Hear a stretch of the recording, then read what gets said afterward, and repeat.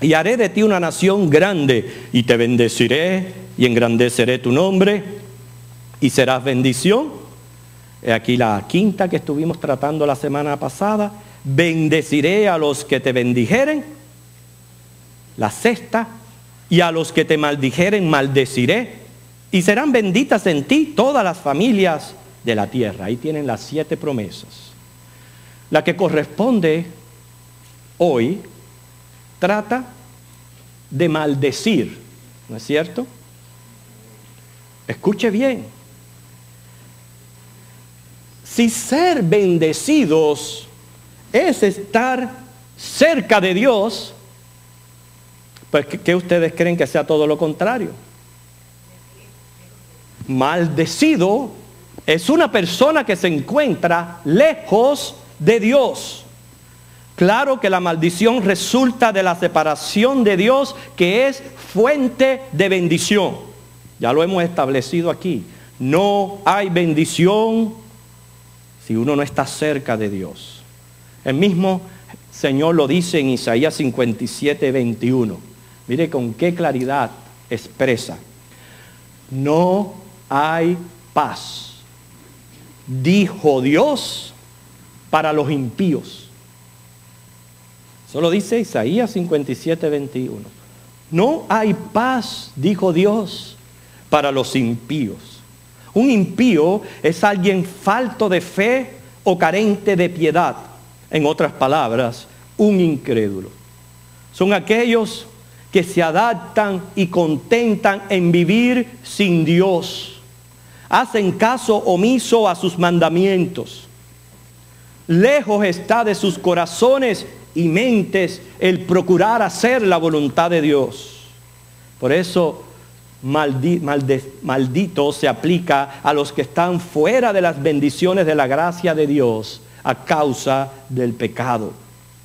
Pero más que todo porque se oponen o rechazan el evangelio, la obra divina de salvación. Y hermanos, ser maldecido es experimentar inseguridad y desastre. Y seguro que no queremos eso para nuestras vidas. Pregunta, si Dios es amor, ¿podemos esperar esto de Dios? Pero está ahí en la promesa, ¿no es cierto? O yo tengo una versión diferente a la de ustedes. ¿No dice ahí, maldeciré a los que te maldijeren, maldeciré? Hermanos, no puede bastarnos con creer en Dios. Hay que conocerlo. Y hay que conocerlo tal como Él se revela en las Escrituras. Allí Él se revela como un Dios que es amor, pero también es justo y es santo. Sí, grande es su misericordia. Sin embargo, Dios no dará por inocente al culpable y sus juicios son verdad, todos justos. Mire lo que dice Éxodos. Éxodos 34, versículos 6 y 7. Éxodos 34, 6 y 7.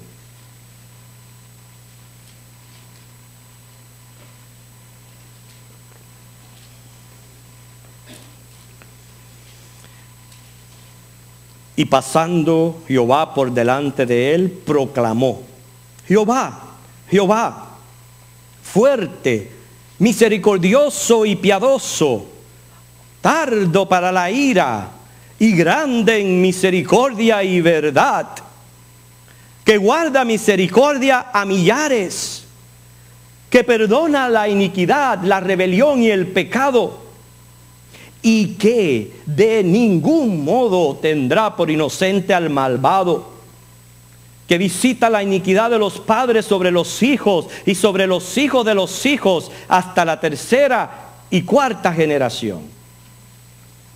¿Te quiere conocer a Dios? Dios es amor, es misericordioso, pero es justo y santo, y sí visita la maldad del hombre. Muchos no conciben que Dios maldiga, pero es contrario a lo que Él mismo revela en la Biblia. Ignorar esta verdad puede resultar peligrosa. ¿Por qué? Porque nosotros por naturaleza somos propensos al mal, a la rebelión. Y si la criatura cree que Dios no juzga o castiga, esto es fatal. No conoce a Dios, no conoce sus atributos, no ha comprendido la gravedad del pecado, sus consecuencias, y jamás entenderá el evangelio de salvación por gracia, los motivos del sacrificio de Cristo. Dios es amor. Así lo dice 1 de Juan 4:8. Pero también Hebreos 10:31.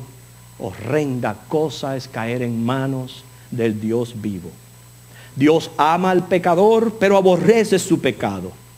Dios muestra su amor para con nosotros en que siendo aún pecadores, Cristo murió por nosotros, pero es fuego consumidor.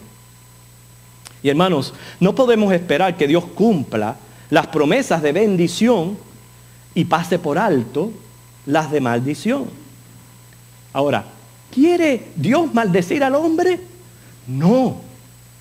Dios no quiere maldecirle. Dios quiere bendecirle.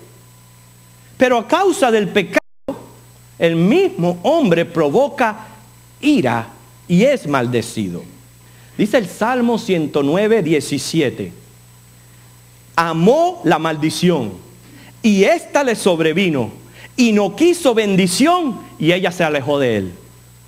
Tremendas palabras, ¿verdad? Esa es la idea. Dios no quiere maldecir al hombre. Pero hermano, si usted está rechazando la bendición que es estar cerca de Dios, ¿qué usted puede esperar entonces? Si no es maldición. Jesús lo dijo de esta forma: el que en él cree no es condenado, pero el que no cree ya ha sido condenado, porque no ha creído en el nombre del unigénito Hijo de Dios. Los hombres amaron más las tinieblas que la luz, porque sus obras eran malas. Eso lo encontramos en Juan 3:18 en adelante. Y esto es cierto. Yo me imagino que si el hombre no quiere vivir con Dios en la tierra y más bien lo aborrece, tampoco querrá gozar de comunión de Dios por la eternidad, ¿verdad? ¿No es cierto eso? Piense por un momento. Si usted no quiere a Dios aquí en la tierra, ¿qué me indica a mí? ¿Qué indica que usted lo va a querer en el cielo por la eternidad?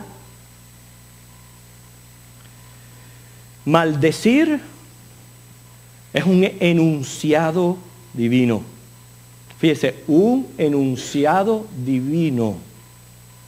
Es el poder de la voz divina, de la palabra que creó el universo, porque Jehová dijo y fue hecho.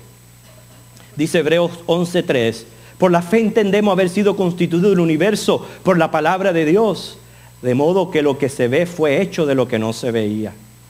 Y el Salmo 33:6, por la palabra de Jehová fueron hechos los cielos y todo el ejército de ellos por el aliento de su boca. ¿Se imagina qué poder en su voz, en su palabra, de hacer que las cosas que no existían sean? Esa misma voz, ese mismo poder, esa misma palabra bendice o maldice. Y déjame decirle, se cumple. Se cumple. ¿Se imagina tener un enunciado de maldición divinal sobre una persona? Ya lo digo, es desesperante. Desesperante. No es lo que quiere Dios. Es lo que cosecha el hombre por vivir lejos de él. Veamos cómo se cumple la promesa dentro del contexto. Fíjense, esto implica una especie de coalición ofensiva y defensiva entre Dios y Abraham. Simplemente consiste en que Dios maldeciría a aquellos enemigos de Abraham, los que le hicieran mal o hablaran mal de él. Esto no solo al patriarca, sino a su simiente, al pueblo de Israel, a Jesucristo y a los cristianos. Puede confirmarlo en Salmo 105, del 7 al 15. Después lo lee en su casa Necesitamos avanzar en el mensaje. El Salmo 105, 7 al 15. Imagínense que ese versículo 15 dice: no toquéis, dijo, a mis ungidos, ni hagáis mal a mis profetas. No te atrevas ni a hacer mal, ni a decir mal en contra de un ungido mío.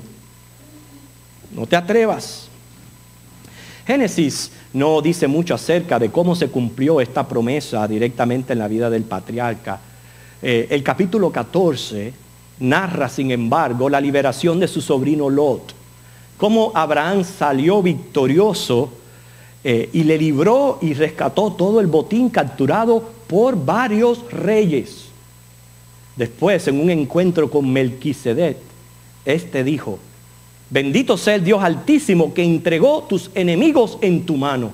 Génesis 14, 20. O sea que vemos cómo se cumplió esta promesa en la vida de Abraham, ejércitos siendo entregados en las manos del patriarca.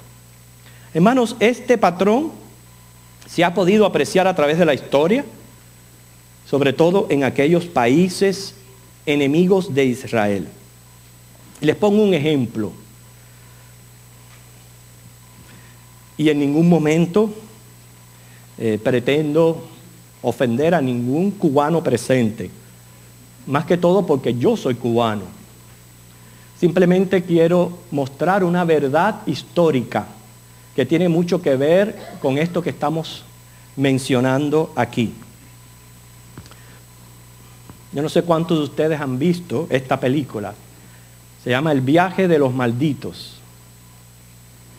Es muy interesante, la recomiendo.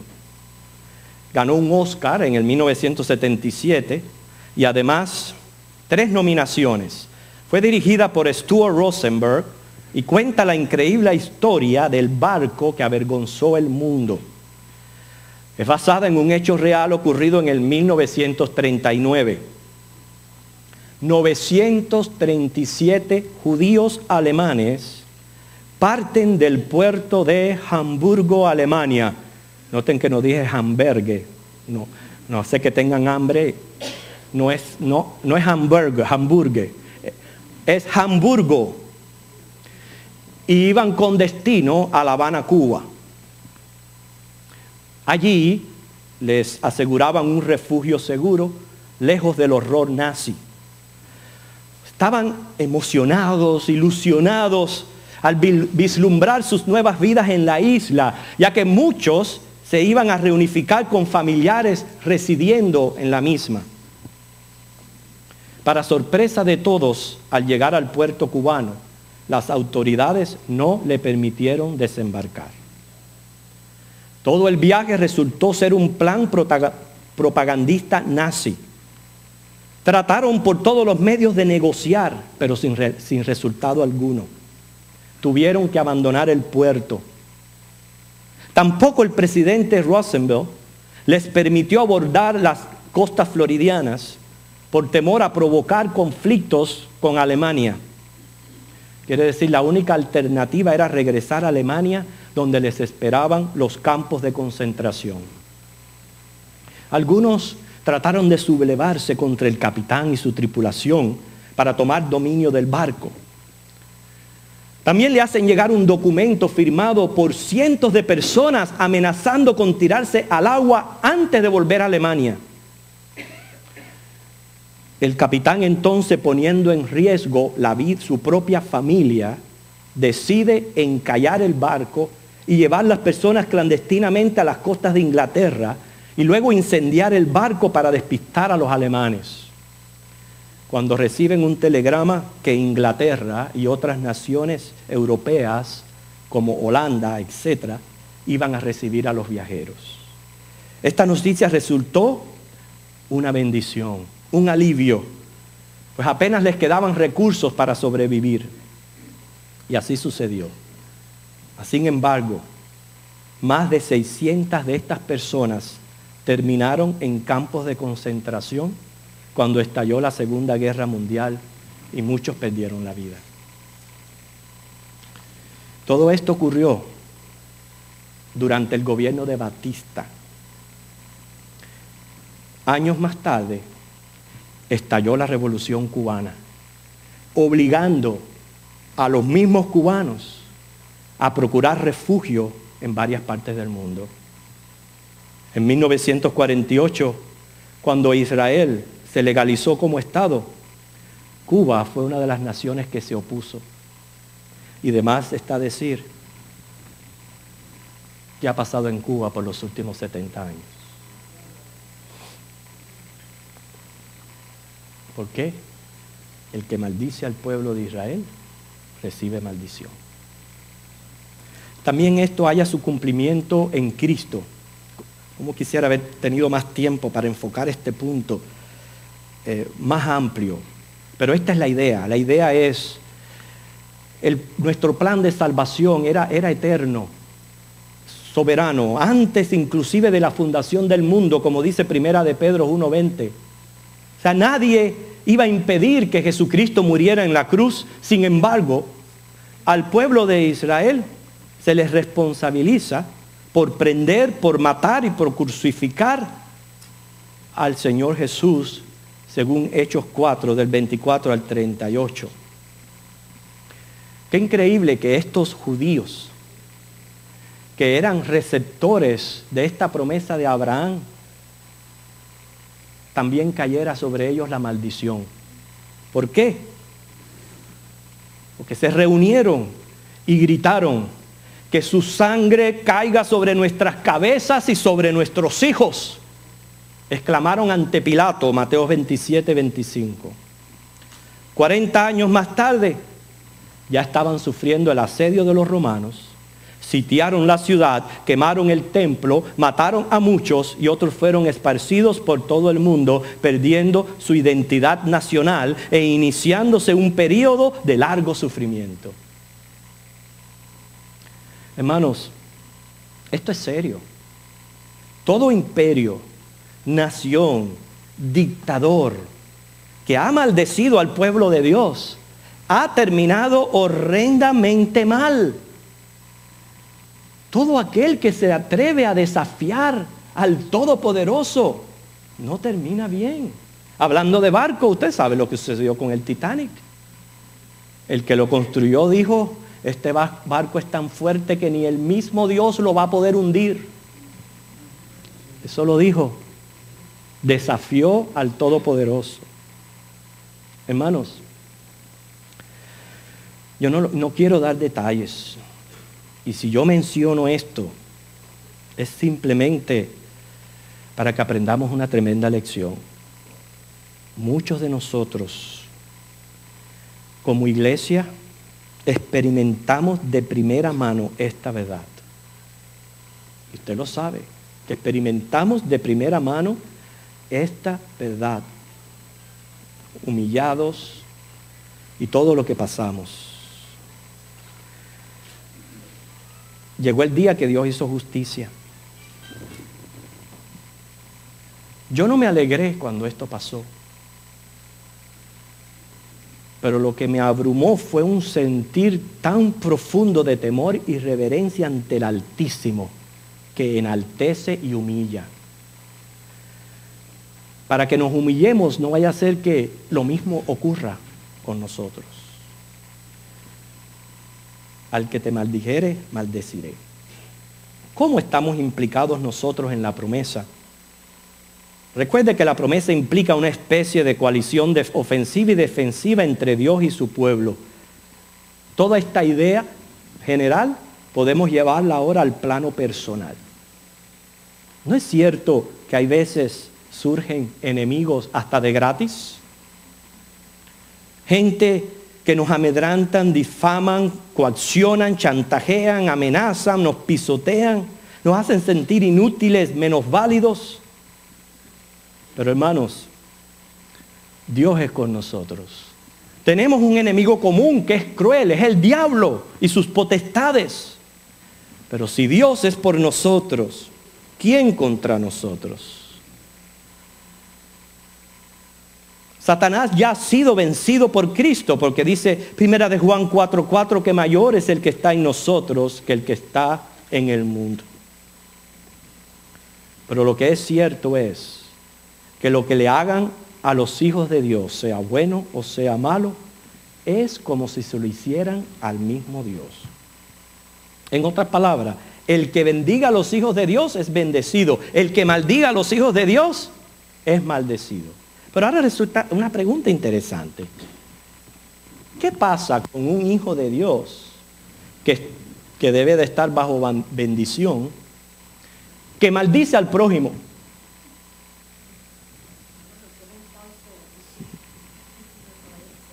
Yo creo, sea hijo de Dios o no, la promesa sigue en pie. Por eso nosotros tenemos que cuidarnos mucho lo que nosotros hablamos de otras personas, del chisme, de la difamación, de la murmuración. Con la vara que mides serás medido. Hermano, tenemos que tener temor y reverencia ante los ojos de Dios. Él dice en el Salmo 101, versículo 6, mis ojos pondré en los fieles de la tierra. Un versículo anterior dice, al que solapadamente infama a su prójimo, yo lo destruiré. No sufriré al de ojos altaneros y de corazón vanidoso.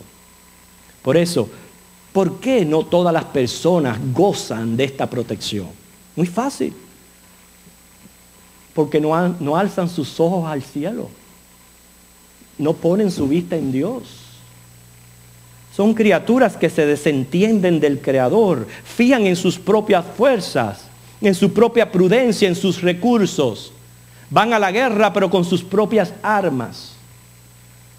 Nosotros vamos, como fue David, a enfrentarse a Goliat, diciendo, tú vienes a mí con espada, lanza y jabalina, mas yo vengo a ti en el nombre de Jehová de los ejércitos, el Dios de los escuadrones de Israel, a quien tú has provocado. Jehová te entregará en mi mano, porque de él es la batalla. Por eso concluyo, hermanos. El pueblo de Dios, en efectivo, gracias a esta promesa, goza de una protección especial. El que habita al abrigo del Altísimo morará bajo la sombra del Omnipotente. Dice, él te librará del lazo del cazador. ¿Qué debe de hacer esta promesa en nuestras vidas? Número 1, llenar mi corazón de fe, de seguridad y confianza. Yo no estoy solo en mis luchas, cualquiera que sean. Dios está conmigo. Segundo, debemos, hermanos, llenar nuestra mente de optimismo, de saber de que estamos seguros en el Señor. Tercero, controlar nuestros sentimientos de oro y de ira, de enojo y de ira. O sea, poner un freno a ese espíritu de venganza que a veces se apodera de nosotros, como si fuera de nosotros la guerra. No es así. Recordar que esta bendición la tenemos, pero en Cristo. Hay que apreciarla y hay que agradecerla porque es por gracia. Al que te maldijere, maldeciré, no es una espada para ir por el mundo cortando cabeza y repartiendo maldiciones a derecha e izquierda. De eso no se trata. Eso es un espíritu del engreído. Lo que significa es que siempre Dios va a tomar en cuenta mi caso y me va a hacer justicia. Recuerden, tenemos que gozar de esta promesa, pero a su vez cuidarnos. No vaya a ser que nosotros mismos terminemos siendo maldecidos por no cuidarnos de maldecir al prójimo. Porque lo mismo de la quinta promesa, que el cristiano tiene una doble ganancia. Si alguien bendice al cristiano, no solo recibe la bendición de esa persona, pero la bendición de Dios cuando el cristiano bendice a otro. El cristiano goza de protección de Dios, donde si alguien te hace mal o habla mal de ti, Él va a tomar en cuenta esta causa y nos va a hacer justicia. Por eso dice Romanos, mía es la venganza, dejémosla a Dios. Pero si yo mismo me pongo a maldecir al prójimo, yo creo que pierdo esa calidad de ser bendecido y cae sobre mí el castigo divino. Cuidémonos, cuidemos la sin hueso. Es mucho más serio de lo que nosotros pensamos. Cuidemos. Y entonces recibamos más bien esta promesa con humildad, pero con temor y reverencia a la vez. Que el Señor les bendiga. Vamos a orar. Padre, gracias te damos, porque gozamos de tus bendiciones, de tu protección y defensa en caso necesario. Jehová es mi luz y mi salvación. ¿De quién temeré? No temeré lo que me pueda hacer el hombre. Porque si tú, Dios, eres con nosotros, o por nosotros, perdón, ¿quién contra nosotros? Gracias por esa coalición ofensiva y defensiva que gozamos en ti, pero ayúdanos a recibirla con gracia, con espíritu humilde.